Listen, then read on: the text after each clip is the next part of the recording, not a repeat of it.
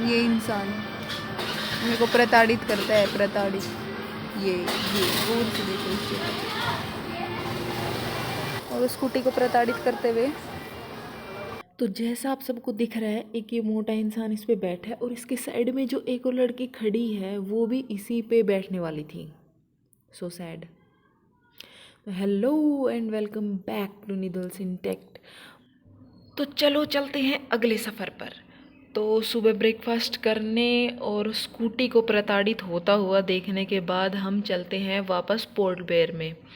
वहाँ पर हमारे लिए थी ये वाली बोट जो ऊपर से बंद थी। तो इसमें अंदर बैठो और आनंद लो नज़ारों का, और टीवी भी देख सकते हैं आप लोग। तो पोर्ट ब्लेयर पहुँचने के बाद हम अगले दिन निकल पड़ते हैं 12 टांग आइलैंड के लिए। सुबह के 3:30 बजे घूमने जाते हुए हम कभी एग्ज़ाम के लिए नहीं उठे 3:30 बजे। जी हाँ, सही सुना गाइज़, हम उस दिन 3:30 बजे उठकर तैयार होके निकल चुके थे, क्योंकि वो है 163 किलोमीटर्स दूर और उसके लिए सुबह जल्दी निकलना पड़ता है, वरना शिप्स वगैरह बंद हो जाती है, उसका फ़िक्स टाइमिंग है। और बाराटांग पहुंचने के लिए हमें जाना पड़ता है जरावा वन आरक्षित क्षेत्र के बीच से, जहां पर वीडियोग्राफी बिल्कुल अलाउड नहीं है, क्योंकि वहां जरावा जनजाति रहती है जिसे हम लोग बिल्कुल पसंद नहीं है।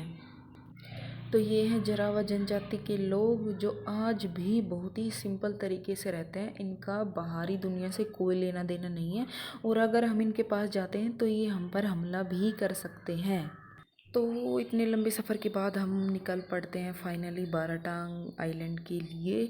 इसके लिए हमें एक बोट पे ले जाया जाएगा, जिसको हमें ग्रुप्स में डिवाइड कर दिया जाता है, और उस बोट का नाम बता देते हैं कि इसी में वापस गए तो इसी में वापस आने, कहीं किसी और में जाके बैठ के आ जाओ, हमारी रिस्पॉन्सिबिलिटी नहीं है, वो अपने बोट का नाम याद रख के आ जाना। चलने से पहले हमें इंस्ट्रक्शंस और थोड़ी गाइडलाइंस भी दी जाती हैं कि अगर इस सिचुएशन में हमें कैसे क्या करना है, और कॉन्टैक्ट नंबर भी दिए जाएंगे। तो ये पूरा एक मैनग्रोव फॉरेस्ट है, और इसमें चांसेस होते हैं कि अगर आप जाते हो तो आपको ट्राइब्स की पीपल भी दिख जाएं।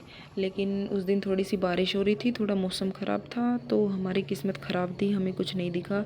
ना ही हमें वो आरक्षित क्षेत्र में दिखा था और ना ही हमें इधर दिखा है।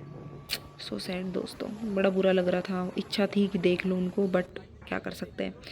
और इसमें जो रास्ते हैं वो पेड़ों के बीच से हैं, तो हमें इन टहनियों से बच के, थोड़ा झुक के, ऐसे थोड़ा बड़ा ध्यान से जाना पड़ता है।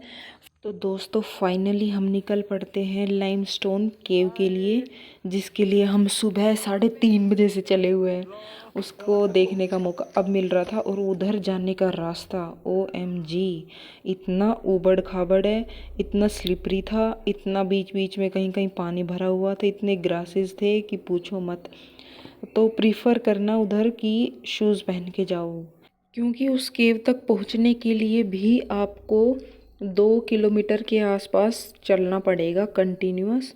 हाँ, बीच में बैठ सकते हो, लेकिन कंटिन्यूअस चलो तो बेटर होगा, क्योंकि वहाँ पर एक तो आपको फ़िक्स टाइमिंग दिया जाता है कि आपके पास 45 मिनट्स है या 1 घंटा है, इसमें ही आपको वापस वहाँ पर जाके वापस आना है। और दूसरा कि अगर हम स्लो चलेंगे या कहीं बैठेंगे तो बाकी के पीछे वाले लोग हमसे आगे निकल जाएंगे, और उधर जाने के बाद बहुत ज़्यादा भीड़ हो जाएगी, क्योंकि वो केव बहुत संकरी है, वहाँ पर एक साथ 2 लोग भी नहीं जा सकते, और उधर तो और भी ज़्यादा उबड़ खाबड़ है, और बीच में अंधेरा भी हो जाता है और सफोकेशन होने लगेगी आपको। तो यही बेस्ट है कि जल्दी जल्दी जल्दी सबसे पहले पहुँच जाओ और वहाँ पर उन सब चीज़ों को देख लो। तीसरा, वहाँ की ह्यूमिडिटी और मॉइस्चर ऐसा है, मतलब वहाँ का पूरा इन्वायरमेंट ही ऐसा है कि उधर बहुत सारे कीड़े मकोड़े हैं, बहुत सारे मच्छर हैं, तो अगर आप बैठोगे तो आपको काटेंगे भी। तो इसलिए बेस्ट यही है कि चलते रहो तो बचे भी रहोगे। तो गाइज़ कोशिश करना कि अपना खाना पानी अपने साथ लेके जाओ, वो बहुत आपके काम आएगा आगे। एंड फाइनली हम पहुंच जाते हैं लाइमस्टोन केव में, जिसके लिए बेसब्री से इंतज़ार था हमें। तो ये केव बहुत ही अंधेरी है। पहले तो जो अपने अपने हमारे साथ जो गाइड्स होंगे ना, उनके पास टॉर्च होती है, हमें फ्लैश लाइट जलाना पड़ेगा, तो उसके बाद ये इसकी खूबसूरती हमें दिखती है।